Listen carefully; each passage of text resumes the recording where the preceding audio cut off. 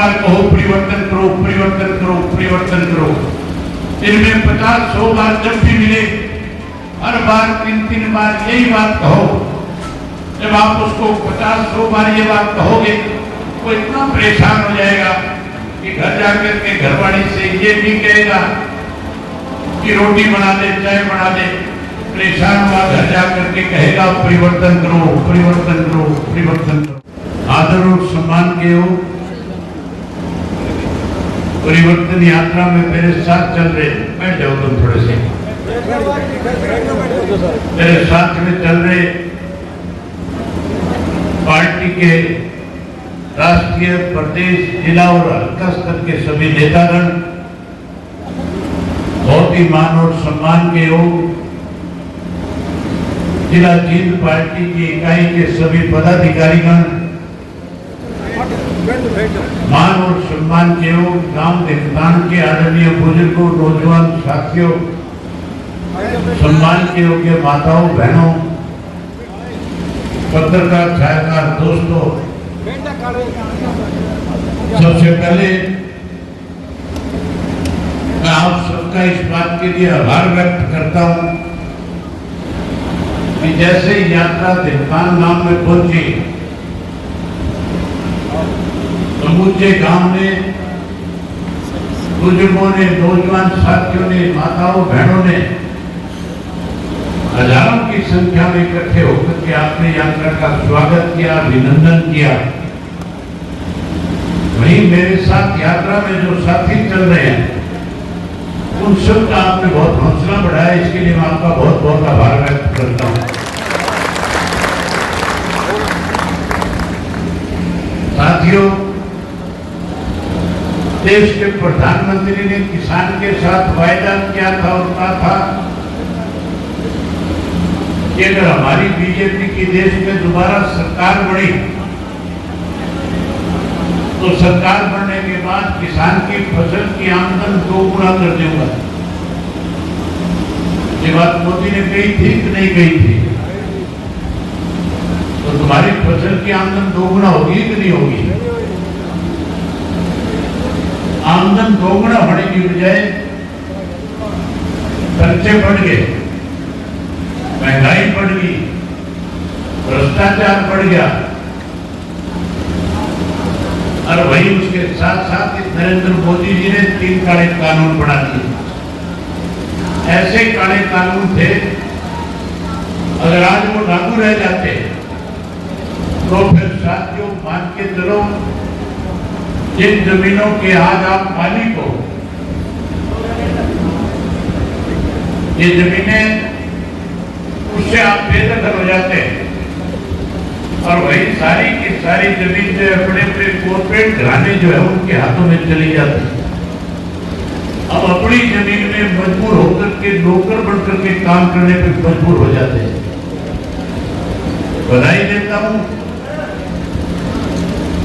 देश के किसान को। हरियाणा, पंजाब, राजस्थान, उत्तर प्रदेश, मध्य प्रदेश के किसान ने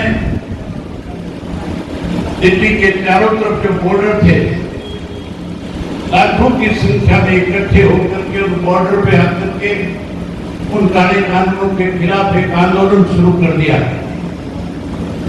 मैं उस आंदोलन में जाता था, अलग अलग बॉर्डर पे जाकर के लोगों से मिलता था। कड़ाके की ठंड थी जब आंदोलन शुरू हुआ था। मुझे देख करके बड़ी हैरानी होती थी। 80-80 साल के बुजुर्ग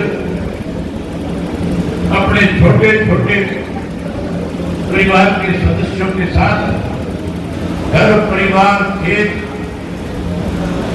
और अपने बच्चों को छोड़ करके आपकी लड़ाई लड़ने का काम कर रहे थे। लगातार 13 महीने तक आंदोलन चला। एक से बॉर्डर पे पहुंचा, वहां जो किसान नेता जिस आंदोलन की अगुवाई कर रहे थे, जब मैं उनसे मिला, उनसे मैंने पूछा कि और बताओ हमारे लायक क्या सेवा है। उन नेताओं की तरफ से मेरे सामने प्रस्ताव रखा गया। मुझे उन्होंने कहा कि आज चौधरी देवनाथ आपकी जगह होते तो आज इस आंदोलन आज इस आंदोलन के रूपरेखा अलग होती, आज देश का प्रधानमंत्री इस आंदोलन के सामने मजबूर हो जाता। हम आपसे उम्मीद करते हैं आप कोई ऐसा निर्णय लो जिसकी वजह से आंदोलन मजबूत हो। मैंने उसी वक्त प्रेस के साथियों को बुलाया, उन किसान नेताओं के बीच में प्रेस के लोगों को कहा कि 26 जनवरी तक या तो ये काले कानून खत्म हो जाएंगे। अगर ये काले कानून खत्म नहीं हुए तो 27 तारीख को जाकर के विधानसभा के पद से इस्तीफा देने का काम करूंगा। एमएलए के पद से इस्तीफा देकर के किसानों के बीच में 27 को आकर के बैठ जाऊंगा, ताकि 26 जनवरी को दिल्ली के अंदर तिरंगा ट्रैक्टर यात्रा किसानों की तरफ से थी। हजारों ट्रैक्टर थे, लाखों किसान ट्रैक्टरों पे सवार होकर के दिल्ली के अंदर तिरंगा यात्रा निकाल रहे थे। मैं भी उस तिरंगा यात्रा में शामिल हुआ था। जब तिरंगा यात्रा लेकर के दिल्ली में गए थे तो दिल्ली के लोगों के अंदर सरकार ने इस तरह का माहौल पैदा करने का प्रयास किया, इस तरह से डर और भय पैदा करने की कोशिश करी। दिल्ली के लोगों से कहा गया कि अगर किसान दिल्ली में आ गया तो दिल्ली को लूट करके ले जाएगा। लेकिन जब हम दिल्ली पहुंचे तो दिल्ली के लोगों ने उस किसान की तिरंगा यात्रा का स्वागत किया, अभिनंदन किया। जहां फूल बरसाए, मिठाइयां बांटी, जगह जगह पे लंगर का आयोजन करके तिरंगा यात्रा में चलने वाले किसान को खाने का प्रबंध भी करके दिया। जहां होते होते जब देश के प्रधानमंत्री को लगा कि दिल्ली के लोग भी किसान के साथ खड़े हो गए, आखिर एक षड्यंत्र रचा गया उस आंदोलन को कमजोर करने के लिए। केंद्र की सरकार ने रेडियो पे, टेलीविजन के ऊपर अफवाह फैलाई, खबर चलाई कि तिरंगा यात्रा में जहां किसान आया था, किसान के साथ उग्रवादी आए, अलगाववादी आए, खालिस्तानी आए, जिन्होंने जाकर के लाल किले के ऊपर कब्जा कर लिया और खालिस्तान का झंडा फहरा करके हमारे तिरंगे का अपमान करने का काम किया। इस तरह के अफवाह फैला करके आंदोलन को कमजोर करना चाहते थे, तोड़ना चाहते थे। जब शाम को इस तरह की खबरें चली, मेरे पास बहुत सारे हरियाणा प्रदेश के दूसरे प्रदेशों के राजनीतिक लोगों के जो उस आंदोलन में कहीं ना कहीं प्रधानमंत्री की मदद में लगे हुए थे, उनके फोन आए। मुझे कहने लगे क्या वैसी का इस्तीफा देने से कोई फायदा नहीं होगा, आंदोलन खत्म हो जाएगा, आंदोलन टूट जाएगा, लोग घरों को वापिस जा रहे हैं। मुझे जो फोन कर रहे थे, मैंने उनको कहा कि अगर आपने किसान के घर में पैदा हुए हो, अगर आप किसान का वोट देकर के विधानसभा लोकसभा के सदस्य बने हो, तो आप लोगों की भी जिम्मेवारी बनती है कि आप भी मेरी तरह विधानसभा लोकसभा से इस्तीफा देकर के इन किसानों के साथ आकर के बैठ करके इनकी लड़ाई लड़ने का काम करो। मैंने कहा मैंने किसानों के बीच में वायदा किया, मैं 27 तारीख को जाऊंगा, अपना इस्तीफा देकर के किसानों के बीच में आकर के बैठ जाऊंगा। मैंने 27 को इस्तीफा दिया।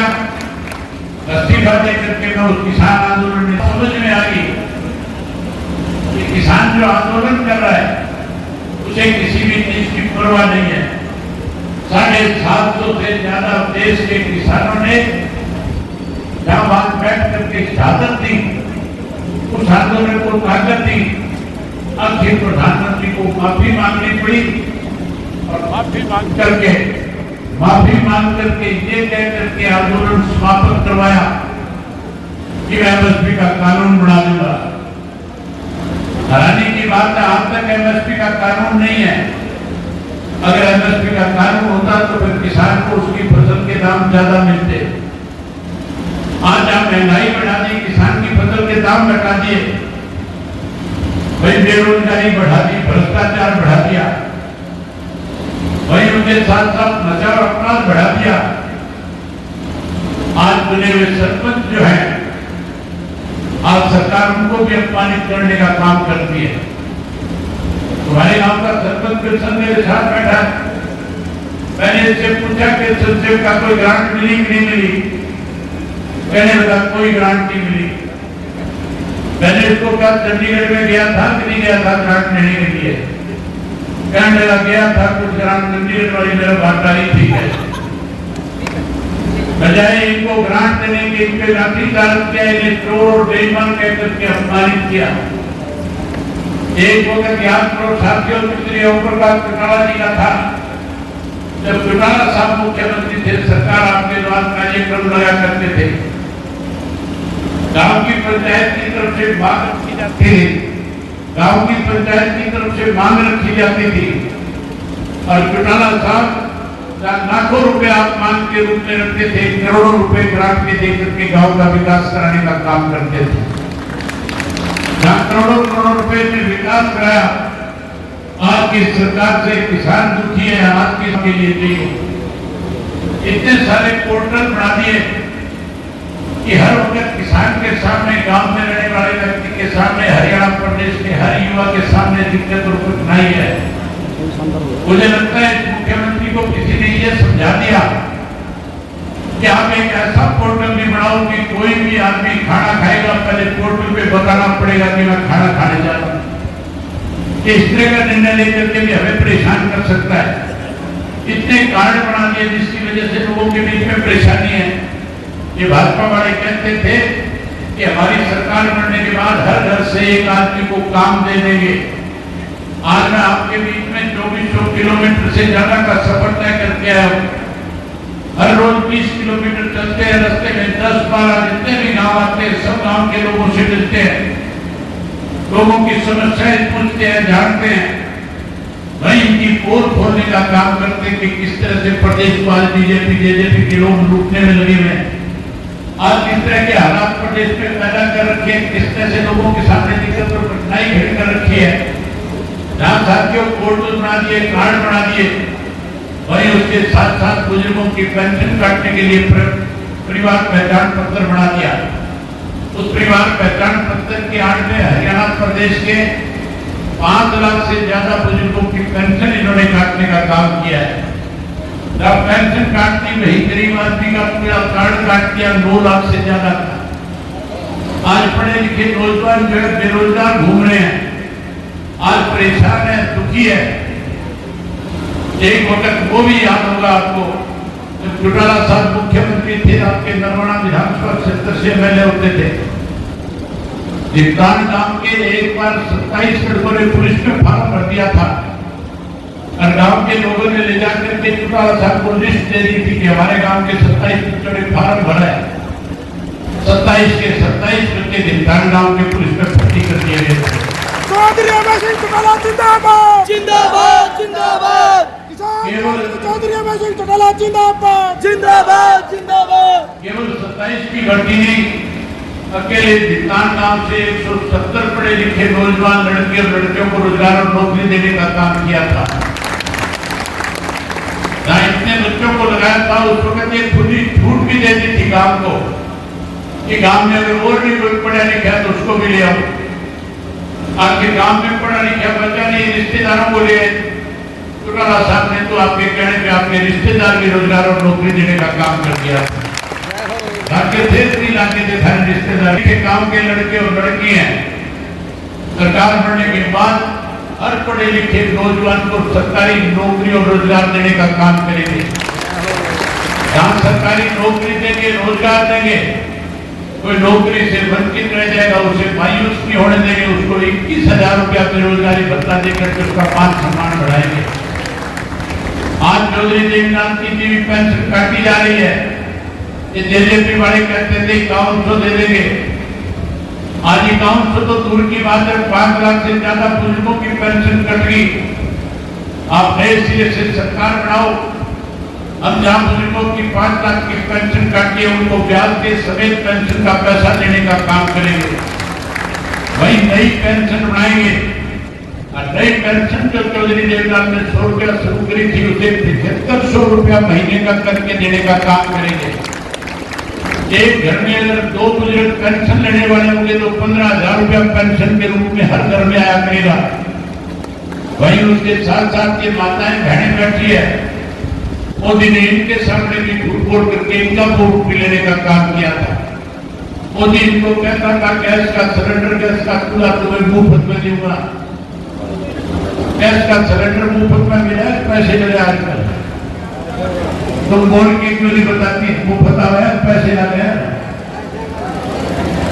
कितने पीछे लगे आजकल?